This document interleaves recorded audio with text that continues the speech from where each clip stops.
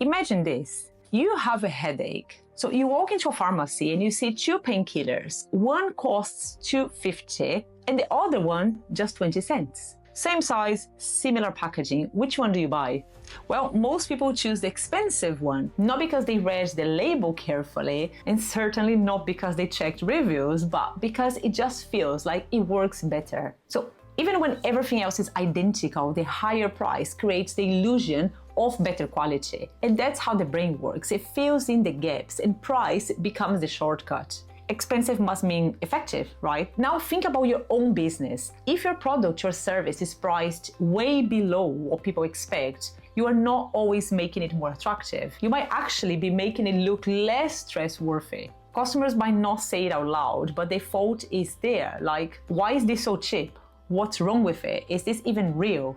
So if you are underpricing just to beat the competition, the strategy could be backfiring. Because price isn't just about affordability, it's also about positioning. And in this video, I'm going to show you how to figure out the right price for your product and then how to use neuromarketing to make people feel like they are making the right choice when they buy it. But before we even get to psychology, you need to deal with the reality who you are actually selling to. So this isn't always the fun part, but it's where real strategies start. So before applying any neuromarketing strategies, make sure you go deep into the following questions.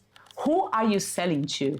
Because individuals, startups, schools, corporations all make decisions differently. Where do your customers live and how does that impact their spending power? So a customer in the US may perceive the value differently than a customer in the Philippines, for example. Will you have a personalized pricing strategy for different places? Are the potential customers used to paying for similar products, or you are introducing a new habit? Because if it's a new habit, you need more education and trust building. How do these potential customers feel about spending money? Are they budget conscious people or more open to quick purchases? Like a freelancer buying a subscription versus a business investing in long-term software. Is your product a one-time purchase, something seasonal, or a regular ongoing expense?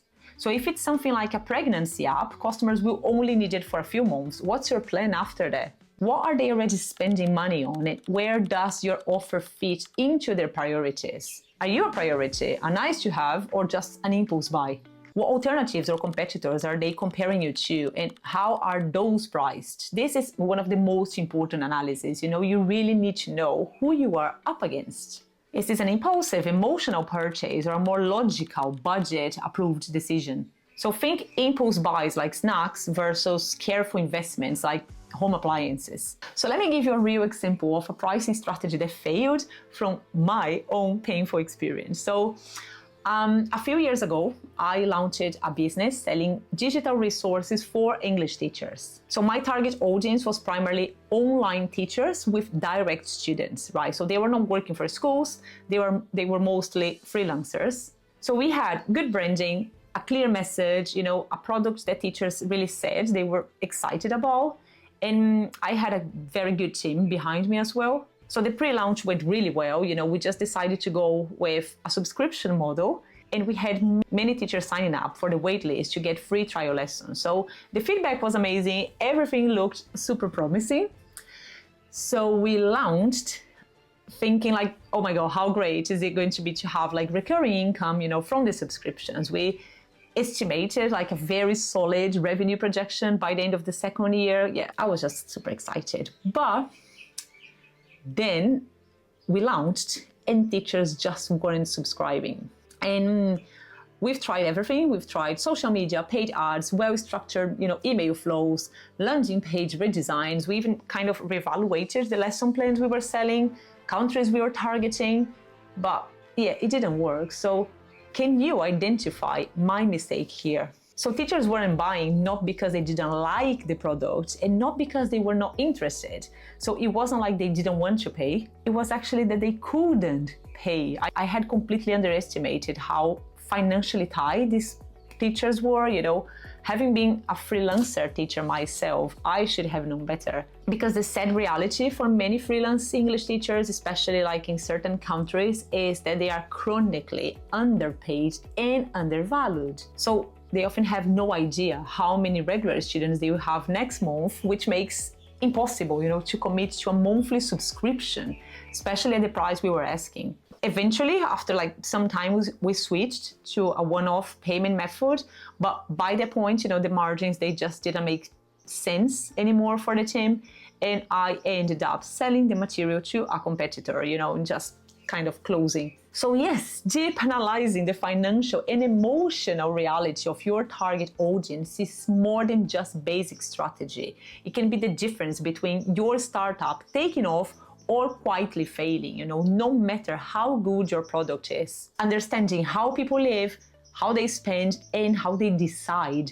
is foundational. So once you've done all this homework, here is where neuromarketing comes in. So let's say you've done the groundwork, you've researched your audience, you understand their financial reality, you've looked at competitors, you positioned your offer, and you made sure your pricing makes sense for your market. And now, and only now, we can start using neuromarketing strategies to make your pricing feel right, emotionally, not just logically.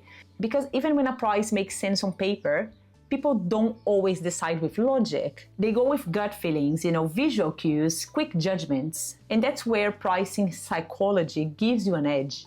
So we start with price perception, because price isn't just a number, it's a message. So it tells people how they should feel about what you are offering even before they know exactly what it is. So think about it, Gucci doesn't sell $40 bags, and it's not just because the materials cost that much. It's because price is part of their brand. It communicates quality, status, and confidence. Same with Tesla. They could possibly lower their prices technically, but they don't, because price in many industries is equal trust. When something feels expensive, people assume it's better. And when something feels too cheap, people start to wonder what's wrong with it, even if the product is great. Now, just to be clear, I'm not saying you should always be the most expensive. We've seen that your pricing depends on a lot of factors, your industry, your offer, your audience, and even where you are in your growth stage. But what I am saying is this: if you are underpricing your product just to be competitive, or just because you are afraid to charge more, you might actually be damaging your brand. Because low prices don't always feel like a deal. Sometimes they just feel like a red flag. So before you worry about discounts or fancy pricing page, start here. What does your price say about your brand? Does it feel trustworthy, serious, confident, or does it feel unsure? That's where pricing psychology begins, not with the numbers, but with the meaning behind it. So neuromarketing action here. Anchoring and contrast. Here's the first trick: anchoring. The brain doesn't evaluate prices in isolation, it always compares. So when we see a high price first, the next one feels cheaper, even if it is too expensive. So that's why luxury brands show the most expensive bag or watch, before anything else. Software companies, they highlight the enterprise plan at the top of the pricing table. Online shops say compare at $249 next to now $129. And you can do this too, just add a premium tier that is intentionally high, just to make your main offer look like a smarter choice. List your most expensive offer first, just to set this mental anchor. Use cross-out prices or side-by-side comparisons to make your value very clear. And this isn't manipulation, it's just about helping the brain process value faster with less effort. High price equals confidences, but it has to be backed up. So here's something people forget. A high price doesn't scare people unless the experience doesn't match. Think of Apple. They charge a lot. They rarely discount. They don't justify their price, but their design, packaging, product feel, and customer journey all back it up. So it feels premium from the moment you land on the website or a physical store. So if you want to charge more, your brand, your messaging, and presentation need to support it. So use testimonials that match the price point. Show results, not just features. Make your landing page feel polished and confident. Make the offer look worth it, because a high price without credibility equals doubt. And a low price without clarity equals confusion. What you want is pricing that feels confident, intentional, and aligned with the value you deliver. But what if I want to be the affordable option? Well, that's totally valid, just own it. not every product needs to be premium. So sometimes your strategy is to be accessible, and that's completely fine. But if you're going to price low, do it intentionally. Take IKEA, for example. It's affordable, but it's not cheap. So you know what to expect. The value is very clear. Or think of brands like Uniqlo, H&M, or Primark.